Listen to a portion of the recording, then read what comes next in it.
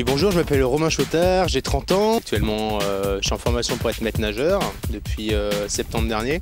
Je passe un brevet professionnel de la jeunesse, d'éducation physique, où sont activités aquatiques et la natation. Mon parcours, alors à la base, j'ai passé un bac littéraire.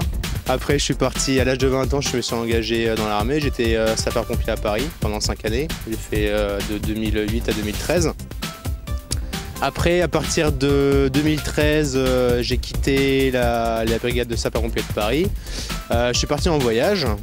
J'ai fait mon premier voyage en Russie. Je suis parti faire l'ascension du mont Elbrus dans le Caucase. C'est le plus haut sommet du continent européen qui est dans la barrière, la chaîne montagneuse du Caucase.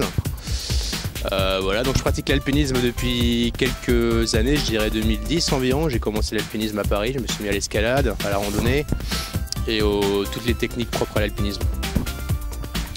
À la base, venant de La Rochelle, où j'ai passé mon enfance, avant d'aller vivre à Paris, j'avais envie de me rapprocher de la montagne en étant à Paris, et c'était plus facile déjà, vu l'accès des trains et tout, de pouvoir bouger dans les Alpes. Et c'est là que j'ai commencé vraiment à faire mes premières courses en montagne, mes premières randonnées, mes premiers treks en France notamment. Et le fait d'être à Paris avait une facilité du fait des trains et tout, comparé à être à La Rochelle, une situation à La Rochelle où il faut traverser toute la France pour aller dans les Alpes. Là à Paris, j'étais dans les Alpes en 4-5 heures. C'était déjà plus facile pour moi. Et à la base, je faisais partie du club alpin français de Paris. Et c'est là que j'ai appris tout ce que je sais en montagne, et j'ai fait mes premières ascensions, dont mon premier Mont Blanc en 2012. Logiquement, en septembre prochain, où je repars le faire avec des amis, je serai à 5 ascensions. Je pense qu'il faut se préparer. Il faut se préparer physiquement.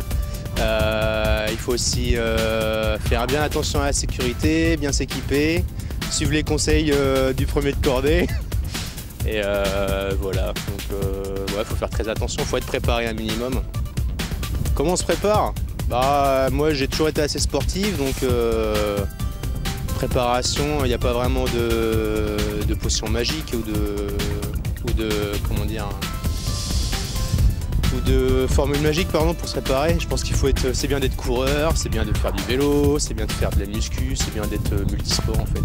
C'est bien d'avoir un bon cardio. L'alpinisme, on peut pas dire que ce soit un sport de pauvre, hein. C'est quand même assez coûteux, hein, le matériel ça chiffre en général. Et puis si on veut bouger à l'étranger, faire de l'alpinisme ou du trekking, faut ajouter le billet d'avion, les permis parc, les permis ascension. J'en ai fait l'expérience en 2015, en janvier-février 2015, quand je suis parti faire l'ascension de la Concagua dans la cordillère des Andes. En tout, l'expédition m'a coûté 8 000 € environ. Il m'est arrivé plein de trucs. Quand j'ai fait l'ascension de l'Elbrus, j'ai passé une nuit après le sommet en milieu de la tempête avec 2 alpinistes estoniens qui étaient perdus. J'avais une personne très malade avec moi, on a dû passer la nuit ensemble. Après, c'est des péripéties de haute montagne, quoi. Il y a souvent des gelures, le froid, le mal d'altitude. Ça revient souvent. Ça me plairait de continuer, ouais. Ça me plairait, bien sûr, comme la plupart des alpinistes, je rêve de faire l'Everest un jour, mais l'Everest c'est très très coûteux, comme tout le monde le sait. Je rêverais déjà de faire un 8000 avant pour tester ce que ça donne, comme le Manaslu, il y a pas mal de 8000 dans la chaîne de l'Himalaya qui peuvent être intéressants. Donc à voir, ça pourrait être intéressant de faire un premier 8000 avant qui serait déjà moins coûteux et qui permettrait déjà de faire un peu d'expérience dans ce domaine d'altitude.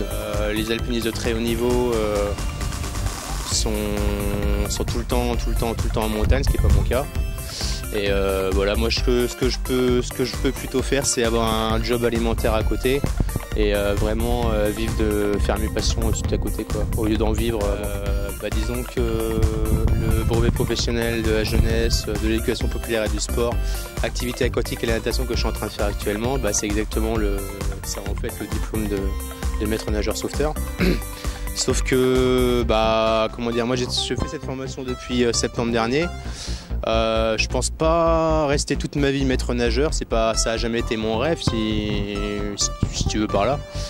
Moi je pense que je vais plutôt me servir de cette formation comme vraiment un job alimentaire pendant quelques années, avant de me former vraiment à ce que j'ai envie de faire dans le milieu du trekking et du tourisme.